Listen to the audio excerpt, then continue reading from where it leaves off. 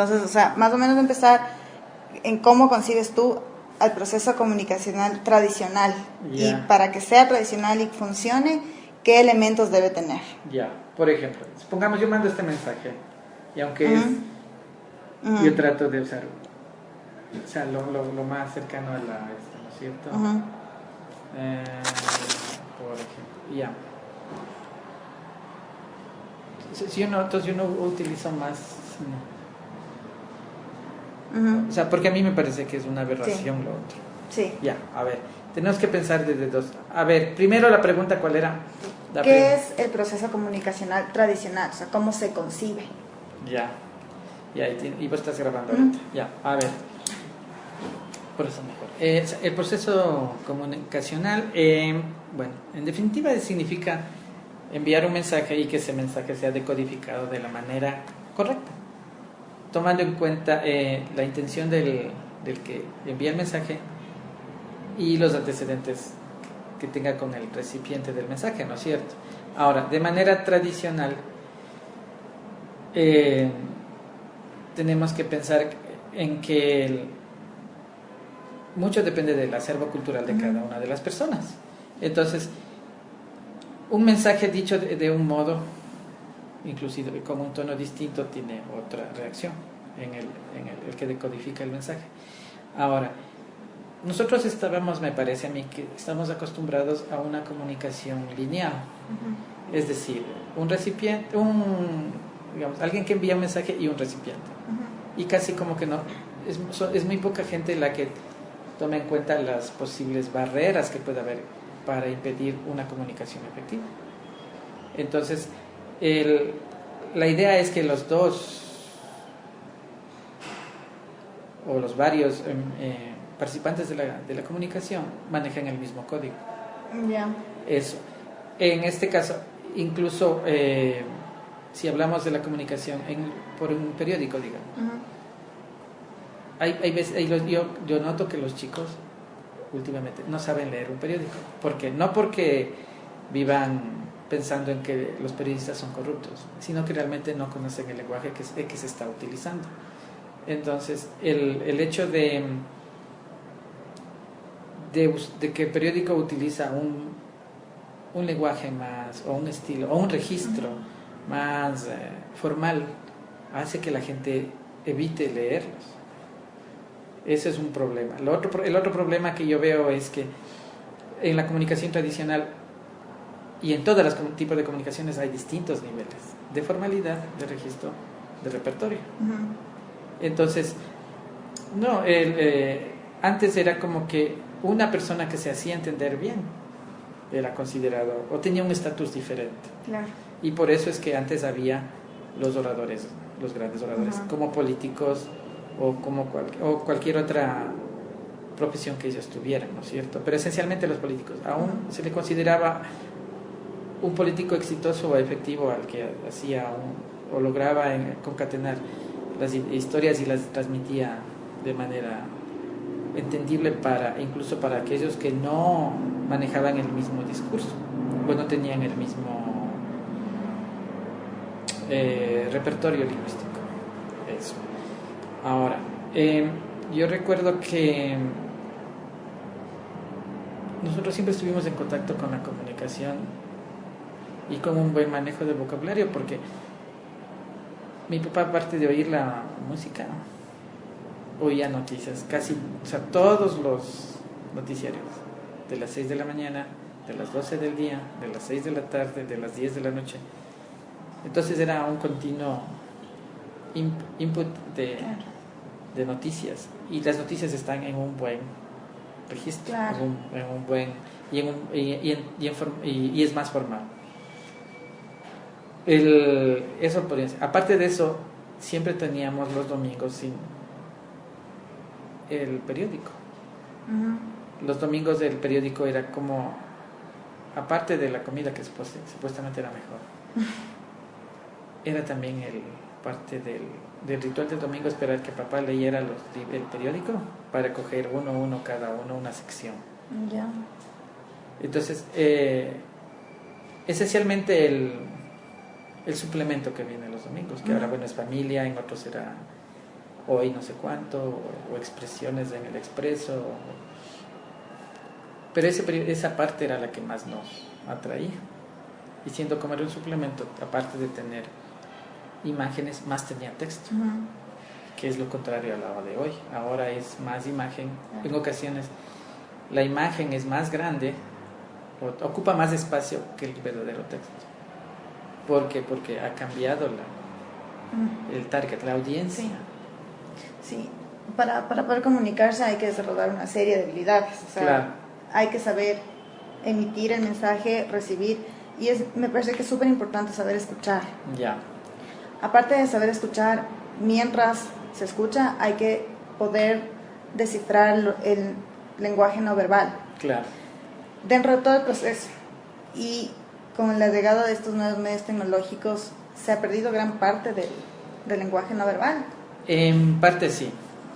No diría que mucho, pero sí en parte. Ya.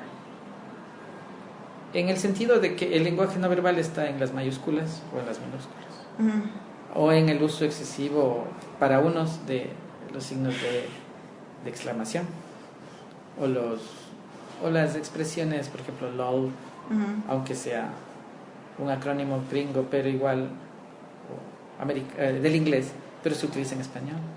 ¿Por qué no dirías lo mismo? ¿Cómo pones cague de risa en español? Entonces la gente usa eso. Ya, ahí está manifestado parte del lenguaje no verbal, que sería parte del tono más que del lenguaje no verbal, ¿no es cierto? Claro. La informalidad. Sí se ha perdido mucho en el contacto visual. Sí. Porque habemos gente que no establecemos contacto visual naturalmente. Es mucho menor el contacto visual, o casi es inexistente el contacto visual como un mensaje. Con la ayuda de los medios tecnológicos nuevos, porque todo es tecnología, un lápiz es tecnología, y esa es una concepción que hay que quitar, que antes no había tecnología, una piedra es tecnología, si se utiliza como martillo. Entonces, ¿en qué ha favorecido el aparecimiento de estas nuevas tecnologías y estos nuevos tipos de comunicación? En que de algún modo uno deja de ser miembro de un grupo pequeño y se vuelve miembro de un grupo más grande. Pero al mismo tiempo que es miembro de un grupo más grande, pasa a ser casi invisible. Porque si uno publica en el Facebook y nadie le pone un like o algo, es como que no existiera. Y ese es lenguaje no verbal. Y ese es lenguaje de otro tipo. Porque hay gente que pone, qué sé yo, los médicos son así, asado y cocinado, y luego al final dice, y aparte de eso son guapos. Y pasó 22 horas sin que nadie le pusiera un like, cuando él publica alguna cosa que es agradable, y enseguida le ponen likes. Entonces se ha modificado el modo de expresar. Porque de otros modos, cuando uno postea las fotos de la familia, ¿qué está haciendo? Claro, está emitiendo un mensaje. Yo estoy orgulloso de mi familia. Miren lo que hacemos en familia. Entonces no se podría decir que sea deformado, sino que sea modificado. Se ha modificado totalmente. E incluye nuevas formas de comunicación, claro. Pero siguen vigentes las tradicionales. Claro, de todos modos, uno cuando llena los perfiles dice, ¿qué libros leíste? Sí. ¿Qué películas viste? ¿Qué series te gustan? Y si entras en mi Facebook, porque sí tengo 2 cuentas de Facebook, entonces ves que hay unas cosas que comparto y otras que no. Entonces yo comparto mi pasión por el fútbol, por la lectura, por la gramática y por mi familia. Entonces eso es lo que yo quiero compartir, pero hay cosas que yo no las comparto. Entonces te das a conocer y hay gente que te escribe y dice, no sabía que te gustaba tal cosa. Y estableces un nuevo vínculo que de algún modo facilita cubrir la distancia que tienes con gente que puede tener tus mismos intereses y que no está cerca como para palmearle la espalda mientras conversas, ni estableces el contacto visual. Pero además, con las cosas que añades a tus cosas, estás diciendo cómo eres y qué eres. Por ejemplo, si alguien me sube un video de una pelea de perros, ¿qué es lo que debo hacer en ese caso? Me está indicando un gusto bárbaro. Lo que hago es cortar esa o eliminarle de mis contactos. Claro. Es una comunicación que alguien me viniera y discutiéramos frente a frente. Que a ti te gustan los gallos, a mí no me gustan los gallos, las peleas de gallos. A vos no me gustan los toros, a mí sí me gusta. Y yo creo que eso está mal, que se haya prohibido porque están cortando mi libertad. Cosas así. Que se pueden discutir en el frente a frente. Claro. Pero que en cambio cuando alguien pone algo como eso, significa que esa persona no comparte o que yo no comparto lo que... Tiene un gusto raro, se podría decir por sí lo menos. Y precisamente por eso yo lo que prefiero es quitarle de mi lista de contactos. Ahora, algo que yo veo de algún modo negativo es que, por ejemplo, si alguien te saca de los contactos, te llega un mensaje, adivina quién te sacó de tus contactos. Y eso puede promover confrontación. ¿Por qué me desligaste de tus contactos? ¿Por qué me desligas de tu vida? Yo solo estaba expresando lo que yo soy. Ya. Y puede causar problemas. Claro. Ya, a nivel de la docencia, ya. O sea, en los estudiantes, ya. ¿hay algún tipo de cambio en, no sé, hace 5 o 6 años en la forma de expresarse verbal y escritamente? Como que ahora tienen dificultades, como que han perdido habilidades. A ver,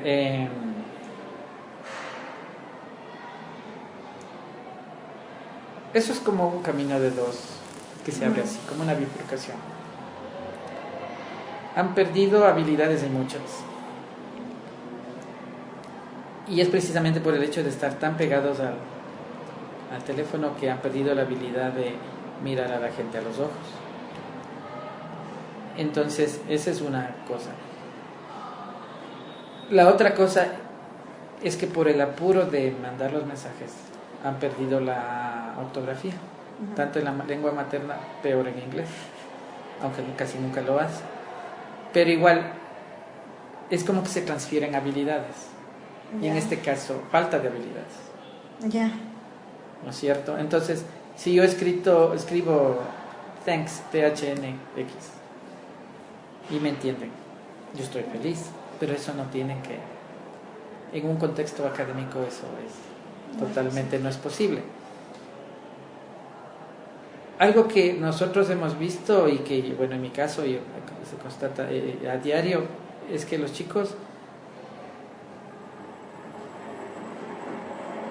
El escribir es como una etapa alta de la comunicación, ¿no es cierto? Primero está la cuestión verbal. Sí. Esa cuestión verbal que debería ser básica también la han perdido. Es decir, si yo estoy en la oficina y un chico tiene un problema, no sabe cómo acercarse a una persona con un cierto nivel de autoridad. Por ejemplo, si estoy aquí en mi oficina, vienen y me muestran un papel y me dicen, tutoría. Y no me dicen, soy el estudiante tal, me dijeron que esta es la oficina de tutoría. ¿Cuáles son los horarios? Si no vienen, tutoría. O sea, me muestran un papel, pero eso es una cosa. Otra cosa es que están desligados de sus profesores. No saben los nombres de los profesores, no saben los nombres de sus compañeros, no saben... O sea, lo que primero debe hacer un profesor dentro de un aula es construir la comunidad de aprendizaje. Porque uno aprende más entre amigos. Claro. Y si no es de amigos, entre conocidos. Entonces yo veo que incluso los profesores han perdido eso. ¿Por qué? Porque como ven que no hay una respuesta de los alumnos en el sentido del vis a vis, lo que hacen es tampoco construir la comunidad con el alumno. Entonces es yo contra los alumnos y no yo y los alumnos. Entonces, y eso no sé cómo será en otros lugares, pero eso yo veo bastante aquí. Los chicos no leen, por supuesto no escriben. Si leer es una habilidad, sería, no es, ¿cómo se llama? Receptiva. ¿Cómo pueden producir? Claro. Y eso se nota a todo nivel. O los chicos tienen no tienen claro los significados de muchas palabras. Ellos han oído tantas veces cosas equivocadas, Sí. como debe estar explícitamente tácito, que a lo mejor piensan que eso es correcto, Claro. porque se les bombardea con malos ejemplos. Sí.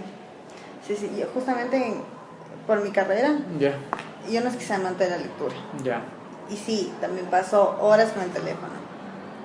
Pero he tratado de ya no ser, o sea, voy a leer el comentario de mi amiga. O sea, Ya. como que tengo bases que leo la BBC, CNN, todas estas cosas. Y yo me doy cuenta que cuando empecé la carrera, para mí era mucho más fácil redactar. Ahora que estoy haciendo justo este trabajo, entonces ayer fui y estaba con mi tía en la cama y yo le iba preguntando cosas. Entonces como que ahora a mí también me cuesta. Pero del otro lado, mis profesores insisten mucho en estas cosas, que leamos, o sea, tenemos así, o sea, que sí o sí o leer. Y esto de la comunicación profesor-alumno, en la universidad a mí me parece súper chévere que, por ejemplo, yo necesito algo y tengo el número del profesor. ya, Sé que no me va a responder un mensaje, pero tengo la confianza para llamarle. ya, Entonces, si ya le damos, bueno, él me ayuda y toda la cuestión. Entonces, como que hay más de esa comunicación. ya, Y en base a eso, como que podemos nivelarnos si es que tenemos alguna dificultad. deficiencia, Claro. en alguna cosa Y ellos, del sílabo. obviamente, no, si usamos el teléfono en la clase, chao. Pero ellos notan mucho que cuando hablamos con ellos, aunque sea hacemos el esfuerzo para expresarnos bien. ¿Qué se puede hacer para mejorar estas habilidades A ver, perdidas? ya. Bueno, antes de eso yo creo que hay otra cosa. Es reglamentario aquí Ujú, y está bien. Y muchos profesores lo hacen así, lo mismo que tu colegio, que tu ujú, universidad. ujú. Tener el teléfono del profesor y comunicarse. Eso es obligatorio, es Sí. por ley y todo debe funcionar así. Ujú. Lamentablemente aquí una área de la universidad no admite eso. ¿Por qué? Porque significa que los alumnos les van a estar rogando por puntos, por faltas y demás. Cuando lo que debería ser, esa comunicación debería ser para mejorar y no para sustituir una nota o Claro. para borrar una falta o cosas por el estilo. Entonces, como el uso está mal dado, Ujú. es por eso que los profesores prefieren no dar su número, Ya, aunque es mandatorio hacerlo. ya, ¿Ya? Yo sí lo hago. ya. Entonces yo les doy a mis alumnos y yo les respondo. Ujú. Entonces mis alumnos tienen que decir, profe, tengo tal problema, ¿el deber era así o el deber era así? Yo respondo mensajes, o me llaman, profe, no voy a llegar a tiempo, hay un tráfico tremendo en la autopista. O sea, yo no puedo decir, no puedo responder, no puedo dejar de responder. Ujú. Pero yo les digo, cuando saben que es hora de clase, yo no respondo llamadas. Ujú. Manden un mensaje, entonces yo te veo el mensaje, digo, Camila no va a venir temprano, o sea, ahí seguimos, pero ya sé, tuvo la amabilidad, porque a mí me parece que es una cortesía Sí. decirle tal cosa pasa, o profe, qué sé, ha habido casos graves, ¿verdad? Mi papá tuvo un accidente, no voy a ir, por favor envíame vía mail el deber. Claro. Ya, en ese caso es de gran ayuda tanto el teléfono como lo otro. Eso es una cosa. La otra, yo sí permito utilizar el celular en clase cuando son los smartphones, Ujú. porque es tecnología. Entonces, ¿por qué? Porque si hablamos de que en la educación no se debe dar contenidos, sino destrezas. Una destreza es buscar la información. Sí. Entonces, hay chicos que no saben buscar, entonces hay que decir, a ver, cuando entre a buscar algo sobre inglés, ponga primero ESL, o sea, inglés como segunda lengua, Ujú. y de ahí le van a salir lo que usted quiera sobre inglés, sobre el aprendizaje de inglés. Ya. Pero deben buscar, a ver, o está buscando mal, o haga eso. Y en mi caso yo juego como decir, a loco. Ya. Me dicen, ¿qué significa esa palabra? Y yo les digo, yo no soy diccionario, soy profesor. Entonces, Google that. Entonces ellos entran en internet y les digo, a ver, esta palabra tiene 3 significados. ¿Cuál de los 3 está usando en esta oración?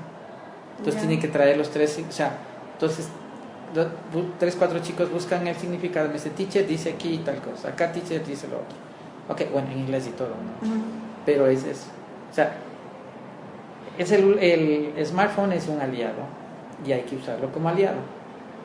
Lo que sí se les dice es no puedes estar mensajeando, claro, o distrayéndote en otras cosas. Es una cosa. O lo que hice últimamente, o sea, aún con los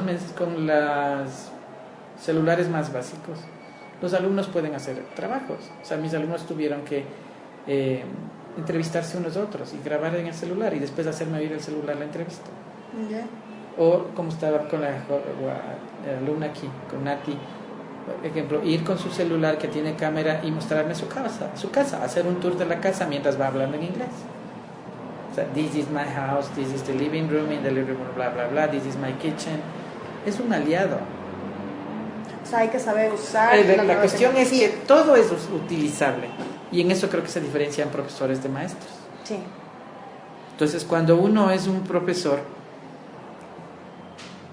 simplemente enseña lo que le dicen que hay que enseñar. Cuando uno es un maestro, ve las posibilidades de enseñar. Por ejemplo, si tienes esta manzana y un esfero, ¿qué puedes enseñar con eso? ¿Qué podrías enseñar tú? Yo soy malísima. No, pues en cualquier cosa. ¿Qué podrías enseñar? Viene un japonés.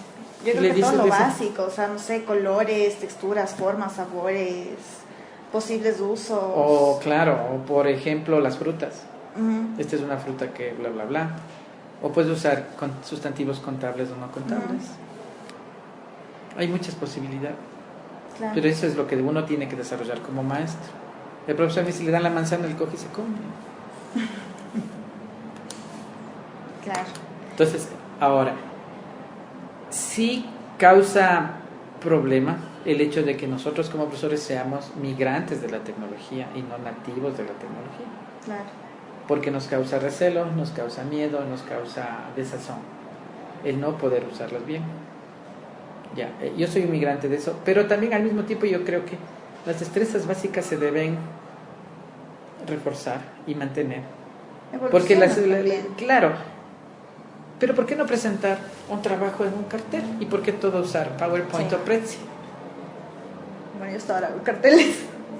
Y está bien, es una destreza, porque uno tiene que ver colores, formas, lo que es más atractivo, lo que es menos atractivo, discriminar información.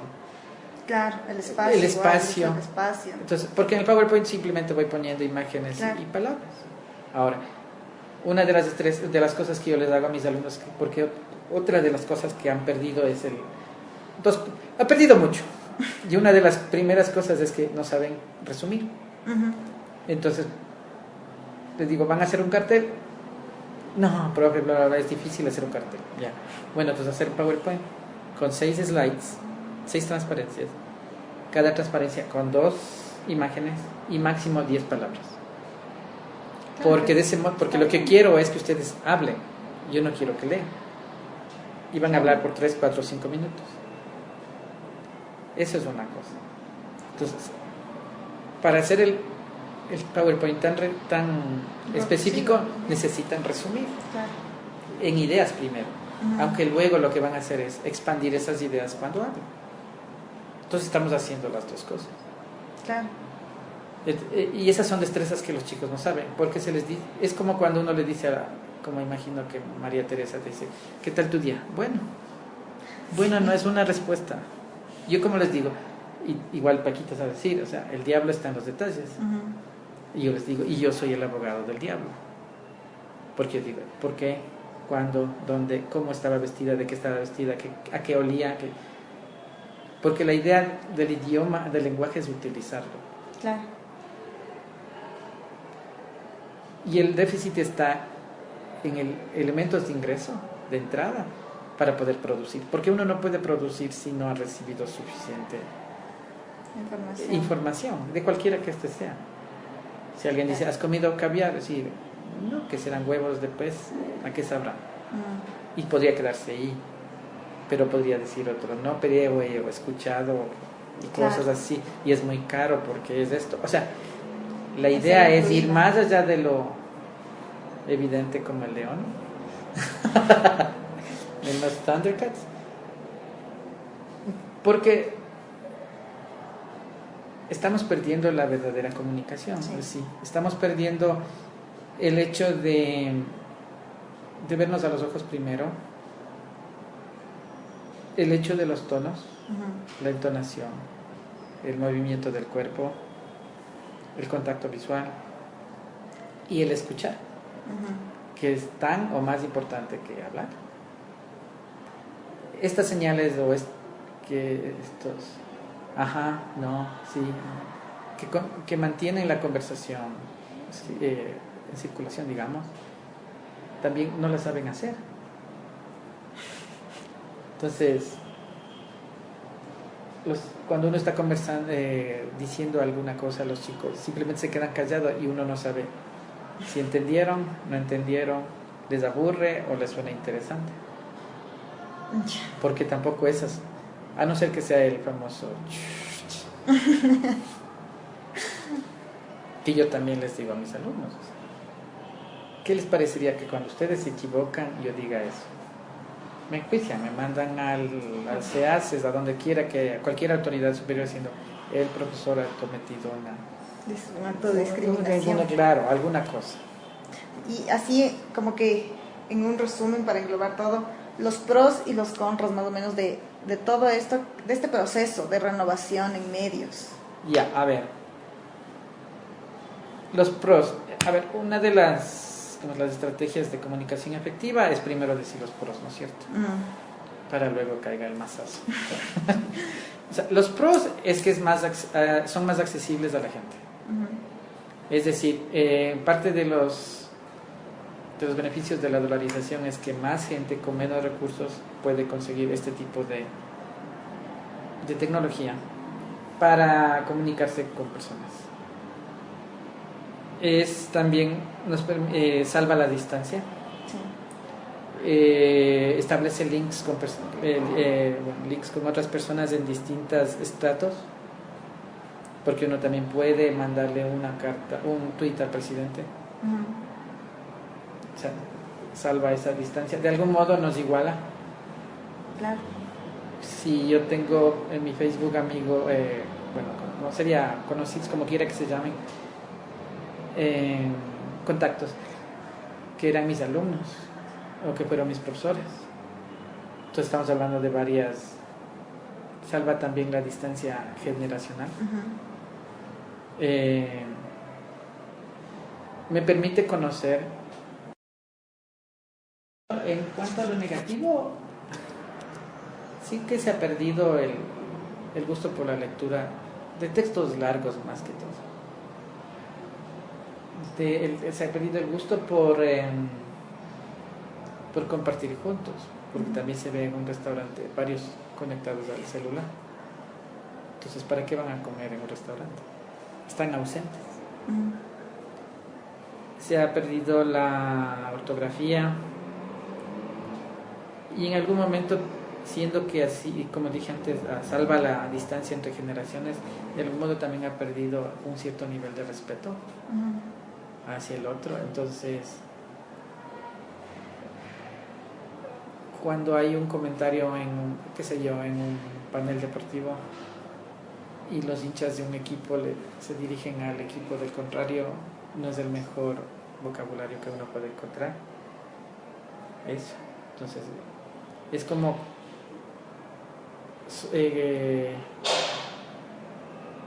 posteo con mi nombre, pero sigo siendo anónimo, porque ¿quién me va a llegar para reclamarme cara a cara? Claro.